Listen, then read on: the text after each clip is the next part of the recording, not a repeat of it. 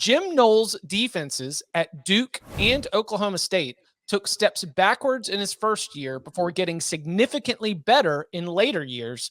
How quickly should we expect to see improvement in Ohio State's defense? Then a second part of the question, which offense this season will challenge the Buckeyes defense the most? 2022 is when you could expect to see improvement in the Ohio I State thought it was a good observation, though. I mean, we're not dealing with the same talent, right? Like, I don't want to dismiss it entirely, but the starting point is like you're dealing with Duke talent, you're dealing with Oklahoma State talent. Now we've got Ohio State talent, but I still thought it was an interesting premise in terms of like, switching to the cover zero, the aggressive style that he's got. There could be a hiccup if against some of the better offenses. It's just the second part of the question. I don't know how many offenses are going to be able to really challenge and present the kind of problems that would, create the mismatch in communication. If there's any kind of, if there's anything for them to get adjusted to with the new scheme, I don't know how many offenses on the Buckeyes schedule are going to be able to exploit that. Yeah, I think getting Notre Dame in the first week, I just don't know what the Notre Dame offense is going to look like just yet, because we've talked about like the Irish don't have game-breaking receivers, and I feel like that could, that's the one weakness. I feel like if you were like with that aggressive style that they play, that's the one area I think that you could exploit them the most. But they don't, like you said, they don't really face that kind of team, which in an odd way, if you go through the schedule, the toughest opponent they might face, like I think Wisconsin can be physical with them, and that could be problematic, but I don't think Wisconsin is going to have a bunch of big plays against them, so it shouldn't be a problem. Same with Iowa, maybe Penn State, but I think a team that kind of a dark horse that you could be surprised, especially from where it falls in the schedule, where it's like, oh, wow, this team put up 30 points on Ohio State. Maryland on the road. Yep. Because they have some dudes at receiver. They've got a QB who is not scared of trying any throw that he can. And I think that there's a chance that, playing in Maryland the week before the Michigan game, Terps might be able to move the ball on Ohio State. It doesn't mean that I don't think they're going to stop them at all, but I think they'll be able to put the points on the board at least. Shocked you didn't say Northwestern with that.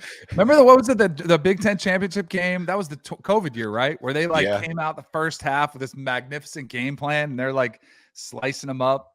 I think you're right, though. I just wonder if they have the dudes. Do they have the Chase Young? Do they have Bosa? Which we haven't seen it yet, but does a Harrison evolve? Do one of these guys mature to a position where, okay, like there's the guy, and the secondary too. Like where are the first round talent? Now maybe it's there and we just haven't seen it yet, but that to me is going to determine a lot of it. And then as far as the offense that challenges them, like if it may be if like a Notre Dame and a Tommy Rees led system with an established quarterback, maybe, but that's not going to happen. They're going to be cautious. I mean, Penn State, who's their quarterback going to be when they play them? I think will determine that, like how we answer that question. I'm going to say it might be Maryland. I agree, but man, Talia likes to throw those balls up for grabs. Like, I don't know about that. I think it might be Michigan again. And Michigan by that time, who knows where they've evolved to that point in the season.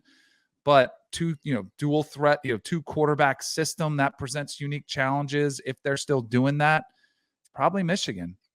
I agree with you about the lack of the clear pass rusher that they've been missing the last years, but I think that's one of the things that makes Knowles so attractive is because with his defense, he's able to manufacture pressure on quarterbacks, and he's been able to do that at Oklahoma State with guys who aren't exactly you're looking at as like, oh, that's a first round edge rusher right there.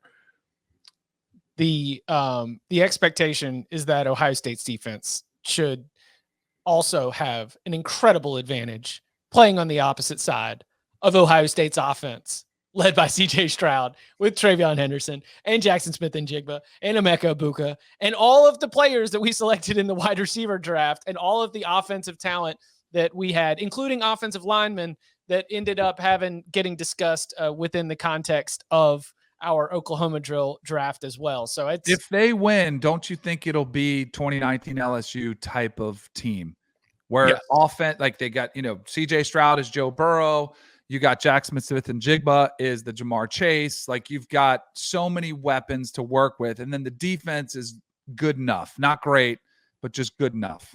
And that LSU defense, like much like the Ohio State defense, had talent. Right. You just need to be able to flip the switch in the right game at the right time of the game to be able to get the stops that can just send a contest sliding the other direction in terms of leverage. And the Buckeyes 100% can do that.